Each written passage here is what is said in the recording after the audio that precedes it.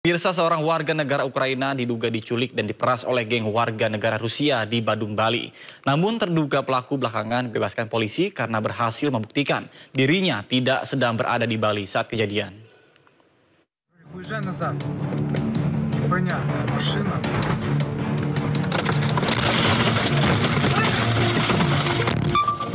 Inilah momen menegangkan yang terekam kamera saat mobil yang ditumpangi seorang warga negara Ukraina, IL, melintasi Jalan Tudun Penju, Badung, Bali.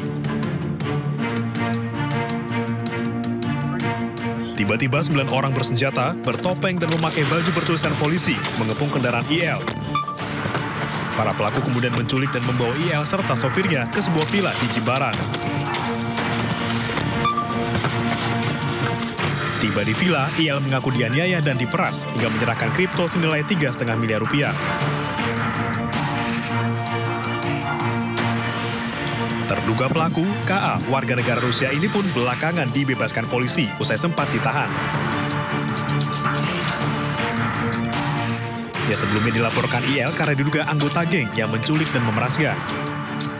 Di hadapan penyidik di Treskrimum Polda Bali, KA mengaku pada saat kejadian 15 Desember 2024, ia tidak sedang berada di Bali. Pelapor IL pun enggan bertemu saat akan dikonfrontasi dengan KA oleh penyidik, sehingga tim kuasa hukum KA merasa janggal. Ternyata pada saat tanggal tersebut, klien kami berada di Dubai dan bersama istrinya, dan ada bukti-buktinya bahwa bersama teman-temannya, bersama istrinya, tidak berada di Bali, dan dalam cap paspor, ya perlintasan paspor visa imigrasi, klien kami memang berada di Dubai, tidak berada di Indonesia. Sebelumnya, KA sempat dicegah meninggalkan Indonesia menuju Dubai pada 30 Januari 2025 oleh petugas imigrasi dan Polda Bali. Ia diperiksa bersama 8 terlapor lainnya. Usai dinyatakan tidak bersalah, KA dibebaskan dan melanjutkan perjalanannya ke Dubai pada 31 Januari 2025. Dari Badung, Bali, Indira Ari, iNews. Informasi selanjutnya, pemirsa, dugaan kasus pemerasan AKBP Bintoro dan AKBP Gogo Galesung berbuntut panjang. Keduanya kini menjalani penempatan khusus di Subdit Paminal Bitpropam Polda Metro Jaya. Sementara kuasa hukum korban pemerasan mengungkap fakta baru bahwa kliennya telah merugi senilai 17,1 miliar rupiah. Buntut dugaan kasus pemerasan, Polda Metro Jaya memastikan Propam akan menyelesaikan penyidikan dan menggelar sidang etik terhadap mantan Kasat Reskrim Polres Metro Jakarta Selatan, AKBP Bintoro, dan juga AKBP Gogo Galesung. Korban pemerasan juga telah diklarifikasi terkait adanya keterangan pihak selain AKBP Bintoro. 4 oknum polisi termasuk AKBP Bintoro serta AKBP Gogo Galesung telah menjalani penempatan khusus di Subdit Paminal Bitpropam Polda Metro Jaya sejak tanggal 25 Januari. Terhadap yang bersangkutan dan 3 orang lainnya telah dimutasi dari jabatannya dan telah dilakukan penempatan khusus atau patsus di Bitpropam Polda Metro Jaya. Selanjutnya Bitpropam Polda Metro Jaya akan menyelesaikan penyelidikan dari Bitpropam Polda Metro Jaya bersama nanti dengan Paminal dan segera menyelenggarakan sidang kode etik terhadap yang bersangkutan. Sebelumnya AKBP Bintoro membantah pernah berkomunikasi dan telah melakukan pemerasan 20 miliar rupiah kepada tersangka kasus pembunuhan AN yang merupakan anak dari bos sebuah klinik kesehatan dengan iming-iming menghentikan penyidikan. Sementara kuasa hukum tersangka pembunuhan AN dan B menyebut kliennya mengaku merugi senilai 17,1 miliar dan meminta Bintoro untuk mengembalikannya. Sementara itu, pengacara korban pembunuhan Tony RM mengungkap jika keluarga korban sempat didatangi pengacara pelaku dengan memberi sejumlah uang dan dimintai mencabut laporan. Betul. Jadi sejak meninggal, sejak dipulangkan jenazah ya, setelah otopsi itu, kemudian pengacara tersangka itu mendatangi rumah klien kami. Mohon maaf saya potong. Pengacara tersangka itu yang sekarang ini atau yang dulu? Yang dulu ya? Evelyn berarti ya? Evelyn dan rekan-rekan ya. Oke, silakan lanjut Pak. Mendatangi rumah klien kami di Angke, Tambora. Nah, sampai di sana ia memberikan uang ya, katanya untuk tahlil, untuk biaya tahlil. Jadi kalau di Muslim kan meninggal itu ada tahlilan ya. memberikan uang untuk tahlil, nah kemudian untuk takziah dan untuk kebutuhan selama tahlil 7 hari.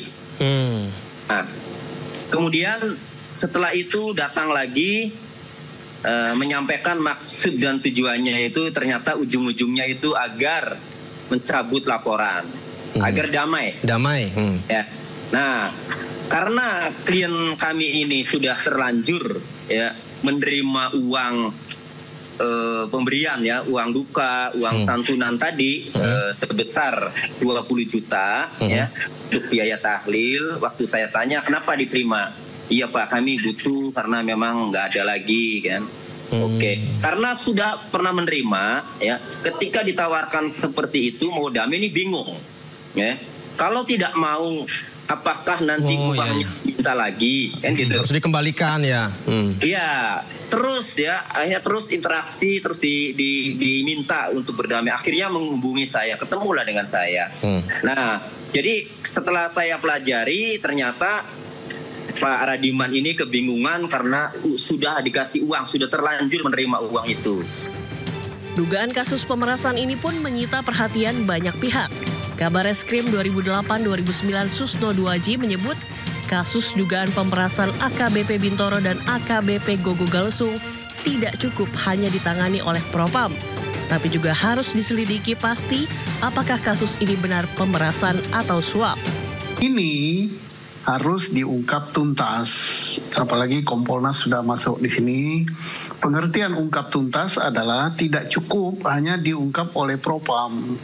Propam dari segi pelanggaran profesi dan dia sudah akan menyidangkan. Nah, ancaman hukumannya yang terberat adalah sekarang ditempatkan di dalam tempat khusus, setelah disidang nanti bisa diberhentikan, dia diusulkan untuk diberhentikan dengan tidak hormat gitu. Tapi tidak cukup. Nah, saya belum dengar bagaimana penyidikan perkara ini. Karena kalau benar ini apakah pemerasan, apakah menerima suap. Gitu, antara dua itu. Ya, kalau dua-dua itu, kalau suap ini kan dilakukan oleh pejabat penegak hukum, ini kan korupsi. Maka penyelesaiannya harus melalui hukum peradilan pidana. Sementara itu Kompolnas terus memantau kasus dugaan pemerasan AKBP Bintoro dan AKBP Gogo Galsung.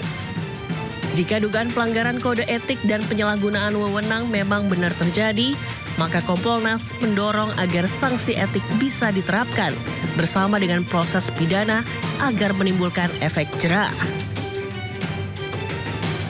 Jadi untuk penanganan kasus-kasus oleh oknum yang melakukan pelanggaran ini dalam saran kami ya, efek jera itu harus dimunculkan. Artinya pimpinan Polri ya, dalam hal ini Kapolda Metro yang kemarin sudah baru selesai menuntaskan kasus DWP, ini efek jera agar tidak ada lagi yang melakukan penyimpangan itu harus dibangun efek jera. Jadi kami mendorong kaitannya dengan dugaan pemerasan yang dilakukan oleh 4 oknum yang dipaksuskan oleh Propam pada saat ini tidak hanya berhenti bagaimana proses kode etiknya.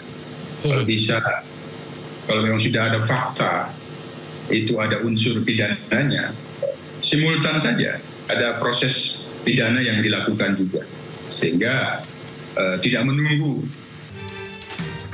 Kasus yang ramai diperbincangkan ini bermula dari perkara dugaan pembunuhan dan kekerasan terhadap 2 anak di bawah umur yang diusut AKBP Bintoro.